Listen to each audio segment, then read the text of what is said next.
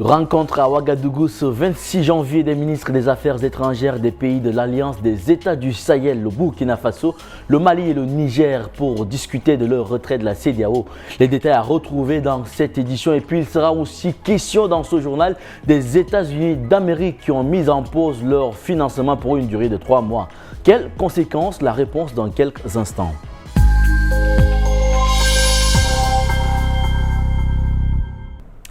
Mesdames et messieurs, bonsoir et bienvenue sur TAD Info TV. Les chefs de la diplomatie du Burkina Faso, du Mali et du Niger se sont retrouvés ce dimanche 26 janvier à Ouagadougou pour définir les formalités de leur séparation avec la CEDEAO. Les trois pays privilégient une approche globale des négociations s'inscrivant dans le cadre de l'Alliance des États du Sahel. Lors de cette rencontre, les ministres des Affaires étrangères des trois pays ont affiché leur détermination à mener à bien le retrait de la CEDEAO dans les meilleurs délais. Après des heures de concertation, le Mali, le Burkina Faso et le Niger sont convenus de faire front commun. Les discussions avec la CEDEAO auront lieu dans le cadre de l'Alliance des États du Sahel. La séparation doit avoir lieu dans les meilleures conditions possibles, a insisté Abdoulaye Diop, ministre malien des Affaires étrangères. Désormais, les discussions au sein de notre espace doivent tenir compte de l'existence de l'AES en tant qu'acteur uni pour pouvoir avoir des discussions avec la CEDEAO dans un esprit de coexistence pacifique, dans un esprit de responsabilité, mais surtout dans le souci de pouvoir préserver les intérêts de toutes les populations, a déclaré le ministre.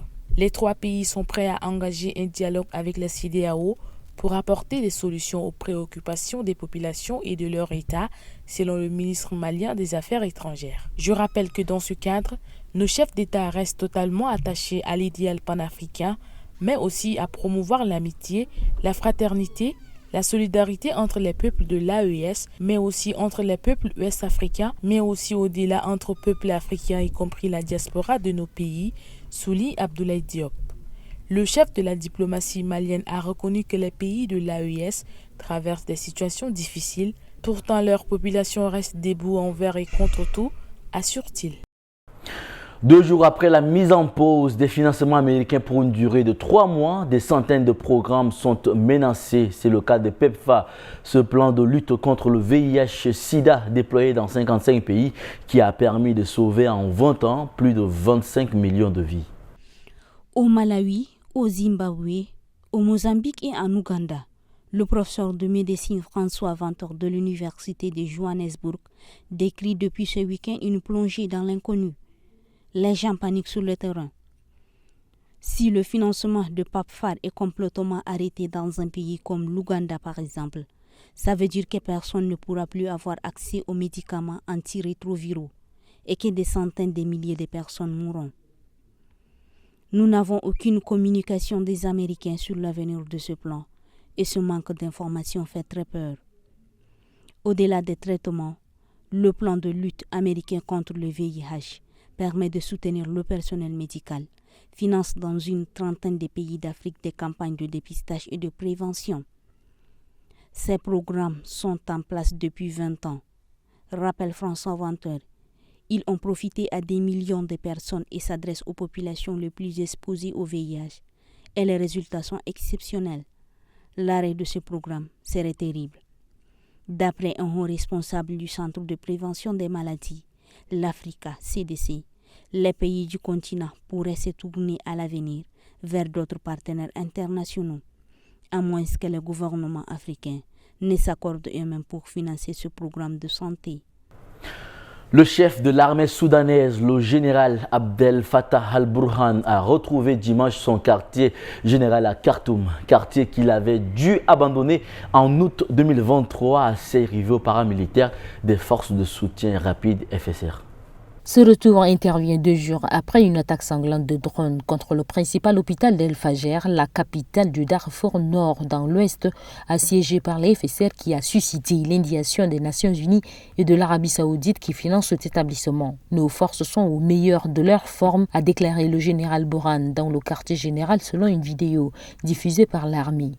Il a ajouté que les FSR de son rival, le général Mohamed Hamdan Daglo, dit Emeti, était condamné à disparaître. La reconquête du QG est la plus grande victoire de l'armée dans la capitale depuis la reprise d'Omdurman, ville jumelle de Khartoum sur la rive ouest du Nil, il y a près d'un an. L'armée soudanaise contrôle selon des témoins la majeure partie de Bari, Khartoum Nord, ainsi que le nord et centre d'Omdurman. Dans le sud du Khartoum, elle tient aussi la base du corps blindé. Au début du conflit, l'armée avait perdu Khartoum et Omdurman. Encerclé dans son quartier général, le général Bourhan s'était échappé en hélicoptère en août 2023 pour Port-Soudan, devenu la capitale de facto du pays. Dans un communiqué vendredi, l'armée avait déclaré avoir fait la jonction entre ses troupes à Khartoum Nord et Omdurman et celle à proximité du quartier général. L'armée avait ajouté avoir expulsé les FSR de la raffinerie de Djeli au nord de la capitale, la plus grande du pays, dont les paramilitaires revendiquaient le contrôle depuis le début de la guerre. Il y a 2 semaines, elle avait repris le contrôle de Wad Madani au sud de Khartoum, sécurisant un carrefour clé avec les États environnants. Le conflit a tué des dizaines de milliers de personnes et déraciné plus de 12 millions d'habitants au Soudan, où la famine sévit dans certaines régions, en particulier dans l'ouest et le sud. Le pape François a déploré dimanche que le pays soit le théâtre de la plus grave crise humanitaire au monde. Il a appelé à la fin des hostilités et à la communauté internationale à fournir de l'aide humanitaire et aider les belligérants à trouver rapidement le chemin de la paix. Au Gabon, la révision de la liste électorale prend fin vendredi prochain. Le code électoral adopté par les 2 chambres du Parlement vient d'être promulgué par le président de transition, le général Brice Clotaire Oligui Nguema. Hier samedi, le ministre de l'Intérieur a pris la parole devant la presse pour expliquer le nouveau code, mais aussi apporter des explications sur l'organisation anticipée de l'élection présidentielle le 12 avril prochain au lieu du mois d'août comme annoncé dans le chronogramme initial de la transition. Le chronogramme était à titre indicatif, a affirmé le ministre Herman Imongul, soutenant que l'exécutif a ressenti un besoin de vite sortir de la transition et de retrouver un ordre constitutionnel normal. Des raisons économiques ont aussi motivé le choix de la date du 12 avril, a ajouté le ministre de l'Intérieur. Tant que l'ordre constitutionnel n'est pas rétabli, beaucoup de portes nous ont fermées, a-t-il avoué. Or, actuellement, le Gabon connaît des tensions de trésorerie. Herman Imongul a également répondu aux attaques contre son ministère désormais chargé d'organiser les élections. Dans le passé, cette mission était dévolue à une commission nationale électorale. C'est une recommandation des Gabonais lors du dialogue national inclusif, s'est-il défendu, démentant un possible conflit d'intérêts car l'administration est neutre, a-t-il dit. Dans une conférence de presse, l'ancien Premier ministre Alain-Claude Bilibenze a battu en brèche ses arguments. C'est la mauvaise gestion oblige les bailleurs de fonds à fermer les robinets, a-t-il soutenu, après avoir dénoncé le code électoral qui permet aux militaires de briguer les suffrages des populations. Bilibenze a dit qu'il est prêt à être candidat à l'élection présidentielle, mais annoncera sa décision finale en mars prochain. L'autocrate assumé Alexandre Loukachenko a été réélu président dimanche 26 janvier avec 87,6% des voix selon un sondage officiel à la sortie des urnes, faute d'opposition tolérée dans cette ancienne république soviétique qu'il dirige d'une main de fer depuis 1994. Le président russe l'a félicité pour sa réélection et son autorité politique. Le président biélorusse Alexandre Loukachenko a été réélu dimanche pour un 7e mandat de 5 ans. Avec 87,6% des voix, indique un sondage réalisé à la sortie des urnes publié par la télévision publique. La commission électorale a annoncé un taux de participation de 81,5% sur les 6,9 millions de citoyens appelés aux urnes. L'opposition en exil a dénoncé une farce dans un scrutin sans suspense, qualifiant le dirigeant de criminel et exigeant la libération de tous les prisonniers politiques.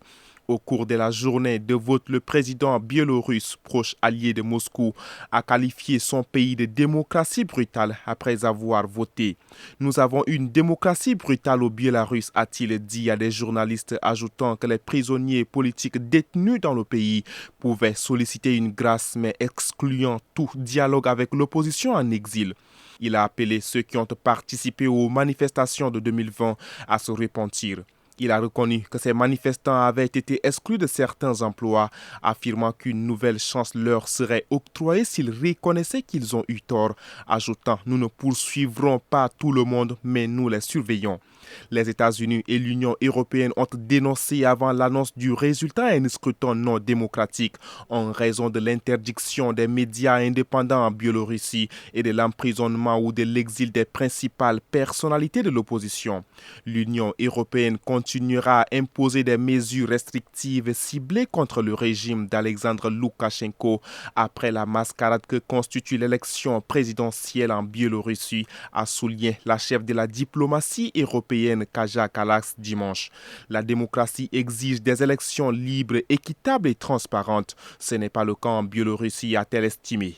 La chef de la diplomatie allemande Annalena Baerbock a déclaré dimanche que les électeurs en Biélorussie n'avaient pas de choix. Au lieu d'élections libres, équitables et d'une vie sans peur arbitraire, ils subissent quotidiennement l'oppression, la répression, les violations des droits de l'homme, a déclaré Mme Baerbock dans un communiqué publié sur Blue Sky.